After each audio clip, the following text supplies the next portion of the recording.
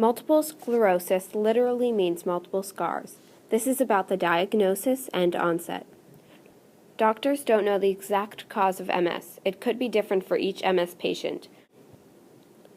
There is evidence to suggest that if you live close to the equator when you are a child, you are less likely to get MS. If you live in a northern region further from the equator, you are at a probable high risk to get MS. If you live in Northern Europe or are of Northern European descent, you are at a high risk for MS. If you live in a region closer to the equator, you are at a low risk for MS. Doctors think smoking could cause MS. There is evidence to suggest that very clean childhood surroundings or not going to daycare can be a factor for MS because you are not exposed to lots of germs. If you aren't exposed to lots of germs, your immune system may not be strong enough to battle off some diseases and infections that are linked to MS.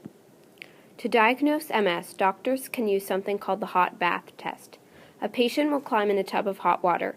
If their symptoms worsen, they probably have MS because MS symptoms worsen with heat.